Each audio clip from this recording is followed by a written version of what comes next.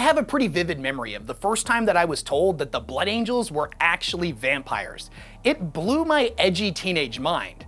This faction I had known about for years had this secret thirst for blood that, admittedly, wasn't exactly secret. Now, if you know me, you know that I'm a huge fan of the spooky stuff. Zombies, werewolves, Draculas, Frankensteins, and creatures from the Black Lagoon. Love it. Can't get enough of them. But as somebody who wasn't super deep into the lore at the time, this spookiness wasn't exactly apparent with the Blood Angels. This doesn't exactly scream creature of the night. When you look at other 40k factions like the Necrons or the Tyranids, or literally any Chaos Legion, your first impressions are not going to be that far off. You take one look at a Plague Marine and you can pretty quickly and accurately summarize their whole shtick. But the Blood Angels? Not really. The lore itself also seems to try to bury this horrible truth as well, as their true nature is something that is often only hinted at, and kind of swept under the rug in favor of tales of their heroic deeds. So why was their defining, terrible, and interesting secret not explored as much as the secrets found in other legions? Now, I decided to go down the rabbit hole and find as many references to vampirism as I could within the Blood Angels, to really get a better understanding of this and figure out if they were actually vampires, or the red thirst was just kind of as far as it went. As there's a lot more to being a vampire than just drinking blood. From elongated fangs, the act of sleeping in coffins, supernatural beauty, and a whole lot more. Today we're going to be examining all of the vampiric traits of the Blood Angels that they would prefer were kept under wraps. But first, a quick shout out to this video's sponsor, and then we're going to dive headfirst into the grimdark. If you've been watching my videos for a while, you've probably noticed that I wear the same type of t-shirt in just about every single one of them. Now, they come from this really cool website called Into the AM. I can honestly tell you that these are my favorite shirts that I own. Not only are their designs super unique and colorful, but their quality is absolutely top-notch. They're super comfortable and about 20% longer than a normal t-shirt. And as a guy with a big chest, I can tell you that that's really hard to find. I wear them just about every day, and so far there's been no shrinkage or color fading or anything like that. And I'll be honest, I don't really know how to put this into words, but there's something about their designs that are simultaneously really bombastic and over the top, while also being artistically refined. So I feel confident wearing them pretty much everywhere I go. But Into the AM doesn't just make graphic tees. They make all over prints, hoodies, hats, and more casual t-shirts as well. All of them maintaining that signature Into the AM quality that I've come to love. For how good these shirts are, you'd expect them to be super expensive, but honestly, that's not the case, as you can take advantage of their bundles to get 3 graphic tees for $60, or 3 of their more casual t-shirts for $49.95. And it gets even better than that, as my viewers can save an additional 10% off their entire order by using the link in the description of this video. Make sure you go to intotheam.com today and pick out something awesome for yourself. Big thanks to Into the AM for sponsoring this video, and with that out of the way, let's get back into the grimdark. I'm pretty confident I don't need to explain to you what a vampire is. We're all familiar with them. They have been one of the most common monster archetypes in fiction for hundreds of years. And although the vampire has taken many different forms, from the creeping, monstrous Nosferatu of the silent film era, the ravenous and feral vampires, like the ones portrayed in 30 Days of Night, and even the brooding and sexy vampires made popular in romance novels and many TV shows. The Blood Angels share a lot of characteristics with all of these different vampire archetypes, but is it fair to actually call them vampires, or are they more just vampire adjacent? In order to figure this out, we should come up with a list of tropes that are commonly associated with vampires, and see how many of them apply to the Blood Angels. So what are vampires most known for? Well, first and foremost, there's the drinking of blood or eating of human flesh, the presence of fangs, the creatures being undead or having some form of eternal life, the ability to create more vampires, the act of sleeping in coffins, being able to shapeshift into bats or other animals, their supernatural beauty, and having an aversion to sunlight. I think it's important to note that one does not have to have all of these things to be considered a vampire, as all of these traits in isolation can be found in many other classical monsters, but the more boxes we check off, the easier it will be to come to a conclusion. Amongst all of the common traits that are held by different types of vampires, the hunger for blood is probably the most common, and this is a trait that the Blood Angels share with them. This takes the form of the red thirst,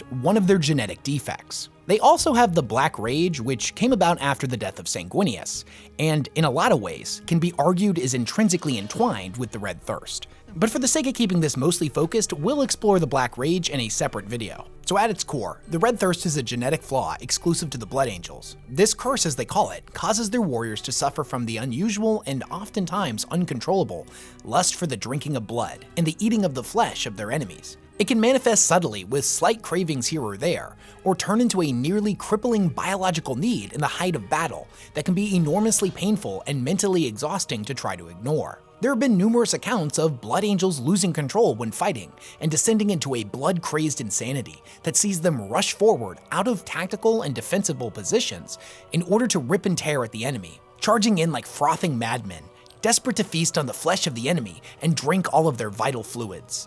In the earliest years before the coming of Sanguinius, the flaw was seen as rare, but it still led the early Blood Angels to having a dangerous reputation that earned them few friends amongst the other Space Marine legions. With every new founding, the need to consume the life force of others got stronger and stronger within the new Blood Angels that were created. This has led to a wide variation in different views and philosophies on the nature of their curse. No matter what chapter they come from, it's pretty common for Blood Angels to drink bottled blood, donated willingly to them by their chapter serfs, or more ceremoniously, mixed with wine in a drink they refer to as karash. However, some chapters take this further, like with the Flesh Terrors, who have a ritual wherein they begin the ceremony by drinking donated blood, and end it by eating one of their prisoners alive. Now, without question, fresh blood taken directly from a living creature tastes 1,000 times better to the Blood Angels, and satiates their dark cravings for a longer period of time. However, in the exact opposite direction, there are characters like Dante, who refuse to drink the blood of living creatures. Even though its consumption offers immediate relief from the painful symptoms caused by the thirst, Dante views it as an addiction that gets stronger the more you give into it, eventually leading the afflicted down a dark path that will inevitably see them lose control and become a feral, blood-starved beast. Those that choose to not give in to their cravings are constantly in pain, and other food they try to consume tastes like ash in their mouth. These symptoms serve as a constant reminder of their true nature, regardless of how desperately they try to hide it. Ignoring these cravings is a lot easier said than done, as no matter how strong a Blood Angel's convictions are, that thirst is going to get stronger and stronger, and more often than not, a breaking point will eventually be reached, and they'll lose themselves to the Red Thirst. Not all Blood Angels try to hide their true nature though, as Gabriel Seth of the Flesh Terrors sees it as a source of strength, one that can be harnessed and used as a weapon in battle. Outside of Warhammer, the concept of viewing the curse of vampirism in different ways by those it has afflicted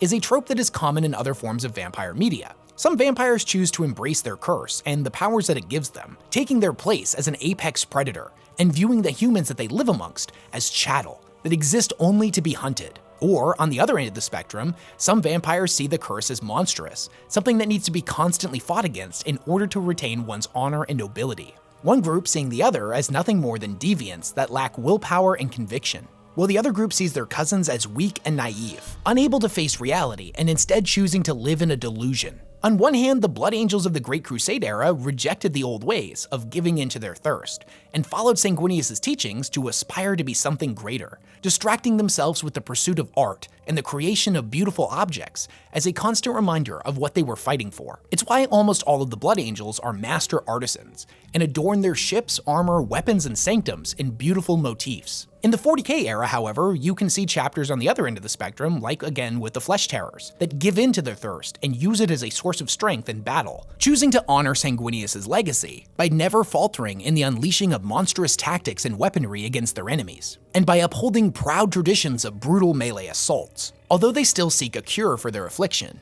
many of the Flesh Terrors feel that the death of the chapter is an inevitability, and thus seek to cement its legacy through victory after bloody victory. This philosophy is taken to even further extremes by the chapter known as the Knights of Blood, who put no restrictions on their thirst and were in fact so brutal in their crusades that even though they swore loyalty to the Emperor, they were nonetheless declared excommunicate traitoris by the Inquisition. This was due to the fact that even though the Knights of Blood's tactics were arguably effective, they would end up leaving mountains of corpses of Imperial civilians in their wakes whenever they would go on crusade. Although the Flesh Terrors and the Knights of Blood share many similarities in their views, there are still some pretty key differences. There's a passage that exemplifies this really well in the Devastation of Baal, where both of their chapter masters, Gabriel Seth of the Flesh Terrors and Centaur Jewel of the Knights of Blood, have a pretty interesting encounter. We see them enter a cave system alongside a serf to talk of Baal's history. This is before the Tyranids are expected to invade Baal, and all of the Blood Angels chapters have come to unite against them. Dante has organized it so both of these chapters will be fighting side by side, something that Seth is not happy about. As even though the Flesh Terrors don't exactly have the best reputation amongst other Blood Angels chapters, the Knights of Blood are far worse. The major difference between these two chapters is that even though both of them could arguably be called Blood Angels Berserkers, the Flesh Terrors still put some limitations in place in order to limit casualties to civilians and their allies. The Knights of Blood, by comparison, are completely feral. They throw themselves into the midst of the enemy, each one fighting with the strength of 10 Blood Angels. By all accounts, if they had not been declared renegades, every single one of them would already be part of the Death Company. And even though in this moment Seth doesn't want to admit it, there's part of him that admires them, that they do not view their curses as weaknesses like their cousins do. And there's another part of him that sees that his chapter will inevitably share the same fate as the Knights of Blood, even though they fight against it, whereas Centaur Jewel has completely embraced it. Inside the chamber, the two chapter masters end up debating over the Blood Angels' history and their true nature. Seth has had just about enough of it and wants nothing to do with the Knights of Blood, whereas Jewel says that they are more in common than they are different. He tells him that at one point they too had systems in place to keep their thirst in check, but that they had long since ceased working, and thus they have completely given themselves over to it. He tells Seth that he respects them, but moments later, he reaches out and snaps the neck of the serf that had accompanied them. Will you drink with me to seal our pact in blood? Jewel held out Christmas's corpse to him. I will not, said Seth, even though saliva pooled in his mouth at the rich blood scent rising over the stench of guano. Why not? They are cattle. We are the canids of the herder. Is it not right that we should feed from the herd? He was a wretch, but he did not have to die. You should not have killed him. How many similar innocents have your warriors butchered? Not in cold blood. This is why you are damned and I am not. Is it? What was his life? He would have died anyway. His end serves the Emperor better this way. With a tearing wrench, he ripped Christmas's head free. Blood ran over his battered gauntlets. Seth's mouth watered all the more. Now will you sup with me? No, said Seth. He clenched his jaw, his angel's teeth extended and pricked at the soft meat of his inner lip. I will not sup with you. I will not fight with you. Keep to your own positions. We shall stay on ours. There will be bloodshed if you disagree. Yours will be the first head I take. On an interesting side note, it's in this passage that we get to see a concrete example of the fangs commonly associated with vampires. Over the years, various pieces of official Games Workshop media has portrayed the Blood Angels with and without fangs, so it's never really been concrete on whether or not they have them. In this example, Seth's fangs are shown to be retractable, emerging at the sight and scent of blood, as the hunger of the thirst boils up within him. The passage ends with Seth refusing and Jewel telling him to leave as he planned on feasting and would like some privacy, something that Gabriel Seth is more than happy to give him. So even amongst the most brutal of Blood Angels chapters, we see that there are still some differences of opinions. Amongst all of the flaws within Space Marine legions, most of them are instilled at a genetic level, and it normally takes the form of a malfunctioning implant or organ. Although what exactly the Red Thirst is and the science behind it isn't exactly spelled out for us, in the recently released Primarch novel, Sanguinius, the Great Angel, the Luna Wolf, Yachten Cruz, theorizes that it is a defect in the implant known as the omniphagia. For those of you who don't know, this is the implant that allows a Space Marine to gain valuable information and insight by consuming the flesh of other living creatures. This lets them view their enemies' memories, whether they be visual representations of things that the person had seen or done, or more intangible concepts like memories, thoughts, and ideas that the individual had had in life. The tactical applications of such an ability are pretty numerous, but some legions are more strongly attuned to this organ than others, and Yachten tells the Remembrancer that is here to document the Blood Angels' history that some legions absolutely relish any opportunity they can get to use it, and that for them, it's about appetite as much as necessity. Now we know that Space Marines are not technically immortal. They do age, just incredibly slowly, whereas vampires are often portrayed as being eternally young, and will theoretically live forever. Where vampires and Space Marines differ is the act of being able to return from the dead. Even if they do not have the ability to literally resurrect, the symbolism of returning from the grave does manifest within the Blood Angels' history in a pretty interesting way. Most notably, before the coming of Sanguinius, when they were referred to as the Revenant Legion. A Revenant is a mythological creature that is basically a spirit returned from the dead in order to hunt the living. normally possessing either its own original body or that of another corpse in order to continue on its mission. The word literally means to return to life. The Blood Angels were nicknamed the Revenant Legion, and this nickname comes from a couple of different places. The first is that Malcador called them this directly after they were sent on what was not known to them at the time as basically suicide missions into the farthest reaches of the solar system. This all happened before the Great Crusade, and the Blood Angels were assumed to all be dead.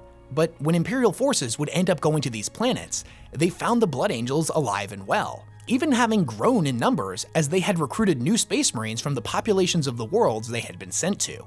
The second, more interesting source of the nickname is derived from an old tradition within the Legion, where in order to preserve their captain's hard-fought skills and experience at the time of their death, a younger Blood Angel would consume their flesh, thus gaining all of their memories, insight, personality, and just about everything else about them that made them them. Oftentimes, the individual who consumed the other Blood Angel would even adopt their name and armor, creating the illusion of immortal warriors constantly coming back from the dead, that would then go on to weave impossibly long tales of heroic victories. Although it is not them literally escaping death, you could make the argument that it is still symbolic of the original Blood Angel living on. So in this, we have a direct reference here to the classic vampire trope of immortality. And on the topic of immortality with vampires, it's pretty common in vampire media for eternal life to be viewed by them as a curse. Escaping the cycle of life and death is not all it's cracked up to be. These immortal creatures are forced to bear witness to the deaths of everyone they have ever loved, while also having to see humanity's flaws repeat themselves over and over again over the centuries. I find it ironic that the oldest living Space Marine currently alive, that is a major figure and didn't have his life extended through unnatural means, like the entombment within a dreadnought, is that of Dante, a character who wants nothing more to finally be able to rest after having served for over 1,500 years. Now, when we picture a vampire, a couple of different images can possibly come to mind, from the sexy and suave vampires found in romance films and novels, to the wretched and feral monsters of horror movies from the past. Now, despite the vast physical differences between these two different archetypes, both are distinctly vampires. And interestingly enough, across the spectrum of Blood Angels, we can see a wide array of different vampire archetypes. Another common vampire trope is that of an unnatural and seductive beauty, and interestingly enough, the Blood Angels are often referenced as being the most traditionally beautiful of all Space Marines, the Angel's genetics lending itself to the formation of facial features that humanity has traditionally valued above all others. Avigus Catenia was a remembrancer that was sent to catalog and write about the Blood Angels during the Great Crusade, and this was his immediate reaction after seeing one of them without their helmet on for the first time. How beautiful he was, not in a sexual or romantic sense, but in a kind of idealized human capacity. Like one of those marble statues I'd seen in the vid histories of old Europa, cold, pure, every limb in proportion, and every gaze frigid and imperious. I looked up, a long way up, into ice blue eyes set into a face the color of sun-warmed leather. I saw blonde hair over a high forehead, and a mouth that could have been cruel had it not been so artful.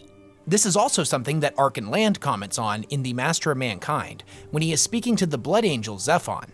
Apropos of nothing, he narrowed his eyes and regarded Zephon. "You really are a beautiful creature, you know. Aesthetically, I mean, and scientifically, of course." It is said that many of my legion possess aesthetic qualities considered Not that it means anything one way or another, Land interrupted. "I've never had the drive within me, you understand. No time for those kinds of entanglements. They're a distraction from my real work. I merely find it curious that your Primarch's genetic legacy manipulates human physiology to produce such mythologically iconic figures of beauty. Not very secular, eh?" Zephon smiled. This was something he had heard and debated on many occasions before. Angels have great cultural significance on Ball. In many ways, Ball-like culture holds closer religious similarities to Old Earth in the era of Holy Pax Romani Empire than it does to anything— Yes, spare me the lesson in the exact flavor of your toddy barbarism. Zephon smiled despite himself. As you wish, Arkan. But not all vampires are considered beautiful, nor are all Blood Angels. Now, on the other end of the spectrum, in fact, many of the chapters from later foundings are not able to hide their true nature quite as easily as chapters from earlier ones. This quick depiction comes from a gathering of different Blood Angels chapters before the Tyranid invasion of Baal. Some of them bore the first signs of genuine deviancy. There were warriors with bulging, bloodshot eyes, or unnaturally dry skin like the Blood Drinkers, the glowering mien of the Red Knights, the bright white hair of the red wings, and the pronounced eye teeth of the charnel guard. Goss had skin so white his veins were a map of blue rivers. Bolthus was unusually ruddy, his angelic features coarse. And speaking of the charnel lords in particular, they don't seem to have the ability to retract their teeth. They are said to have pale skin, yellow eyes, and the overwhelming scent of death that always lingers on them. They look more like the Nosferatu-style vampire. In examining the characteristics of different chapters, we actually get to see the full spread of vampiric physical features, from the supernaturally beautiful to the monstrous creatures of the night. Of all of the Blood Angels named characters that exist in the lore, none exemplify the traditional aesthetic of a vampire quite like the chief librarian Mephiston. Not only do his physical characteristics directly resemble that of a classical vampire, but the artificer armor that he wears is modeled to look like flayed skin, a design that was made famous in Francis Ford Coppola's 1992 film Bram Stoker's Dracula. In the film, a young Dracula wears the iconic suit designed by Eiko Ishioka, a Japanese-born graphic designer that worked on the costumes in the film. Now say what you want about the movie, but the costume itself was absolutely iconic and ended up contributing to the movie winning the Academy Award for Best Costume Design. This design would inspire many other armor sets across pop culture for years to come. So the one that Mephiston wears is not only a direct nod to the film, but it is categorically meant to invoke images of vampires. Another common trope when it comes to vampires is that they sleep in coffins. And it makes a lot of sense, they're undead monsters. And what better symbol of death is there than that of a coffin or a sarcophagus? Now, images of coffins are not inherently uncommon amongst other space marines, as that's kind of the entire point of something like a dreadnought. But the Blood Angels utilize coffins in some particularly interesting ways that make them stand apart from their brothers. All of the different Space Marine legions and chapters, depending on what time you're talking about, have different rites and rituals in order to induct new aspirants into their ranks. And the way the Blood Angels do this is through the use of entombing their aspirants into giant golden sarcophagi. There's a passage in the Deathwatch RPG core rulebook that gives us some insight into this. It states that the successful Blood Angels aspirants are taken to the Fortress Monastery of the Blood Angels, their bodies bearing many scars inflicted upon them by the harsh conditions and elevated radiations of their homeworld. Most of them are covered in cankers and sores, and their faces are marred by lesions. Now, in contrast, the Blood Angels they see before them, that hailed from the very same world, are the ideal of perfect beauty, with smooth skin and noble features. The chapter's sanguinary priests will then lead the aspirants away to the apothecary, where they will partake of Sanguinius's blood. After sipping from the sacred chalice, they will fall into a deep sleep and will be placed into large golden caskets within the Hall of Sarcophagi. They will spend 1 year inside of these coffins, their bodies continuously being fed intravenously with nutrients that have been injected with the blood of Sanguinius. While they sleep, their minds will be bombarded with Sanguinius's memories as his essence permeates throughout their bodies, rejuvenating and transforming them into new Astartes. After 1 year, they will emerge with a newfound vigor. They will be bigger, faster, and stronger, and will be ready to enter into the ranks of the Blood Angels. It is also stated that whenever possible, Blood Angels will sleep in these very same coffins that created them, and have their blood purified by the sanguinary priests of their order. They do this in hopes of keeping their genetic defects from progressing. With this, we're able to check off 2 more boxes from our list at the beginning of the video. Not only do Blood Angels sleep in coffins, but they use them in combination with Sanguinius's blood in order to create other Blood Angels, thus mirroring how the leader of a vampire coven creates more vampires through the sharing of his ancient blood with his underlings. Out of all the things that we've listed, I admittedly wasn't able to find any direct evidence for the ability to shapeshift into things like bats or wolves, or of any Blood Angels having a direct weakness to sunlight, not even amongst some of the more obscure Blood Angels chapters. If any of you have any knowledge of such things, share it in the comments section with me. Now, I've seen characters like Magnus take the form of a wolf in the Horus Heresy novels, but shapeshifting is not something that is common amongst librarians, nor is a weakness to sunlight, although considering that Baal Prime, the homeworld of the Blood Angels, is said to be an irradiated desert, home to wretches and mutants, there is possibly a link that you could make here between weaknesses to sun and their homeworld, but I kind of feel it would be reaching. In the final section of this video, I want to close it out with something that I find really interesting, but admittedly, I don't really know the best way to put it into words, but I'm going to do my best. And a quick warning, this section is going to contain spoilers for Sanguinius's Primarch novel. For years after I had originally learned about the Blood Angels, I had no idea that there was anything vampire about them. And maybe I'm reaching here, but I find it deeply fascinating that because it's not something that is explored on the surface with them, the way it is presented to us in the audience and the way we figure it out kind of mirrors how somebody in-universe would have these facts presented to them. The Remembrancer from Sanguinius's Primarch novel that was tasked with writing about the Blood Angels was slowly piecing things together, but even before the horrible truth was fully made clear to him, certain things just weren't adding up. Like a wartime journalist, he had accompanied them into a couple of different battles. In the first one, he encountered an enemy corpse that had been completely drained of blood.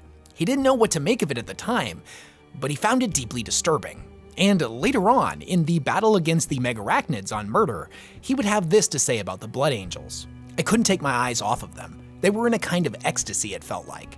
They were loving their work. They were hacking, punching, gouging, slashing, going toe-to-toe with horrors I could barely stand to look at. And they were themselves. No reserved hauteur, no diligent attention to some intricate piece of decoration. Just the basics, the raw stuff, what they had been made for, to purify and to transform. That has been our gift. Sanguinius himself had said it, was proud of it, clearly believed it, but I felt that this was the reality of them. And all that other stuff, all the fine objects and the aesthetic labor, was just distraction, not even a mask. In that case, not even a mirror. A sideshow, a misdirection.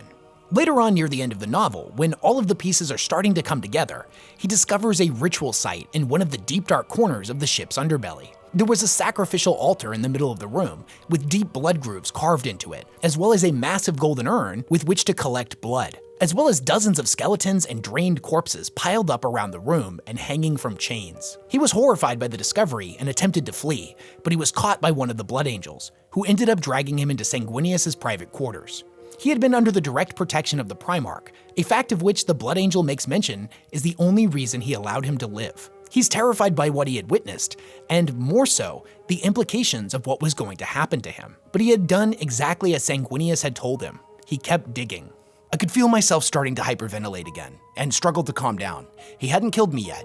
He hadn't drawn his blade. What happens there? I asked. Old rights, came the reply, except the Ophanim had said nothing. A second door had opened soundlessly, and the Primarch had entered. Just as when I had seen him for the first time, he seemed to light the space up. A rose gold refraction glittered from the many fine points on his armor. He was unhelmed, and his long hair fell loosely across his dented gorget. My captor bowed to the Primarch, shot me one final inscrutable look, and withdrew. The door slid closed behind him, leaving me alone with my subject. How did you... I started. I wondered if you would keep going, Sanguinius said calmly, coming over to face me. I sat uncomfortably in the chair, wanting to squirm my way into its structure. The Primarch's battleplate bore the scars of recent fighting. He must have come here straight from docking with the flagship. I wondered if you'd be able to resist the urge to keep digging. You could have stopped it. I could have done. You didn't. Sanguinius folded his arms, and I saw the great shadow of his wings rustle behind him. Do you not remember what I told you when we met for the first time? Record truly and without fear. I should ask you then, I said carefully. What happened down here? The Primarch paused, searching for the right words. A shadow lingers, one we carry with us. You were right. We wear masks over that shadow. All of us know it. The populace of our ships knows it. My brother Horus knows it. Anyone intelligent, I would say, must know it. And yet it is never spoken of. Why not? Because it is easier to believe in surfaces and harder to believe in the flesh beneath. It is horrific. I know. I can't get it out of my head. You are not required to. I looked up at him. I saw the severe beauty of his frame, his armor, his bearing. I wanted to believe that there was a flaw in it, something I could uncover and expose. Now I knew the flaw was there, and I had seen the grisly effects of it. But I also saw the quest to overcome it. Sanguinius had not come to redeem the Legion's affliction. He was the Legion's affliction. But he was also the only route they had out of it, the poison and the cure, bundled up together, impossible to prize apart. I'll write that down, I told him. All of it, the gold and what lies beneath the gold. He nodded. Good. I meant what I said. Record truly. I bowed and resolved to do so. For as long as I live, you have my protection, and thus you have nothing to fear. Sanguinius ends the conversation by requesting only one thing from the Remembrancer, to withhold the publishing of his work until the Great Crusade had finished. Once the fighting was done, he would be able to dedicate himself entirely to finding a cure. He believed wholeheartedly that this was something he would be capable of doing with his father's help. And once that cure had been found, he wanted the people to know the truth of what they had been. Unfortunately, we as the audience know that this would never come to pass, as the Horse Heresy was right around the corner, and perhaps even more tragically, this Remembrancer would end up getting killed years later by his colleague that viewed the truth as dangerous. From her perspective, it was better to present the Imperium with only the mask, the great lie, show them only the gold and finery that will inspire the masses, and bury the monstrous truth underneath. After she killed him, she burned the only copy of his life's work, making sure the truth would never get out. In many ways, my own journey into the Blood Angels lore, as well as many others, is kind of mirrored in this Remembrancer's journey. When we're first introduced to them, we're only shown the angelic and noble side, the golden mask, and for many, this is probably as far as they will ever dig, as most of the Warhammer community doesn't watch lore videos or even read the books. And even within the portion of the community that does, most of us end up only focusing on a single faction or character that we find interesting. In this sense, we're like the Remembrancer. The more we read, the more we discover, the more that mask eventually falls away. And once it does, we're left staring directly into the eyes of a monster. But what do you guys think? Is it fair to call the Blood Angels full-fledged vampires, or are they more just vampire adjacent? Do you think Games Workshop should be doing more to make them resemble vampires, or do you like them just the way they are? Do you know of any other vampire-like traits or stories about the Blood Angels that you find particularly interesting? I'll fully admit I've only read a handful of Blood Angels novels, mostly just the ones that I used for this video. So I'm sure there's tons of other cool examples of vampire stuff in other Blood Angels books that I haven't personally read yet. And I would love to hear about them from you if you have read those books. Thank you very much for watching the video all the way through, and if you like content like this, don't forget to subscribe to the channel, because I have so much more I want to share with you about the awesome universe of Warhammer 40K. Thanks again everyone, and I will catch y'all on the next one.